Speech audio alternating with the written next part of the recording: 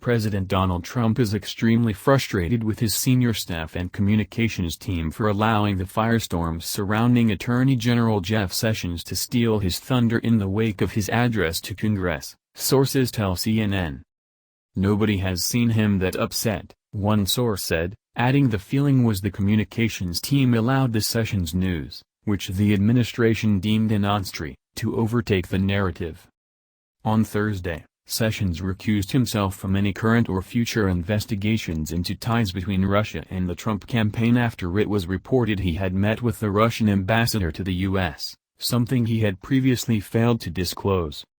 In particular, the renewed focus on Russia is seen as a major letdown after Tuesday when top officials were riding high, congratulating one another on Trump's speech to Congress.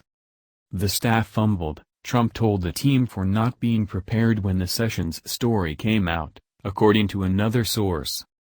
The president was hot and exasperated Thursday night after Sessions' recusal, a source familiar with the situation said, considering it hasty and overkill.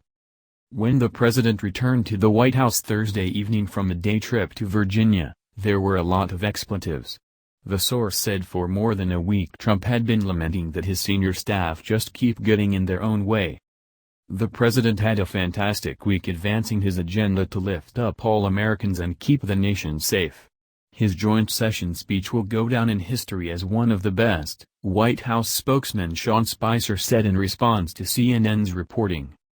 The president is showing increasing flashes of anger over the performance of his senior staff and daily developments about Russia overshadowing his message, multiple people inside the White House and outside the administration told CNN. Trump voiced his frustration to his inner circle in the Oval Office Friday, sources said. He feels attacked by the media, former Obama administration officials and others, and frustrated that things are not going more smoothly. The president expressed his anger at non-stop leaks undermining his administration, the sources said. One source familiar with the Friday meeting said Trump was angry at senior staff, including Chief of Staff Reince Priebus, about the state of affairs at the White House this week.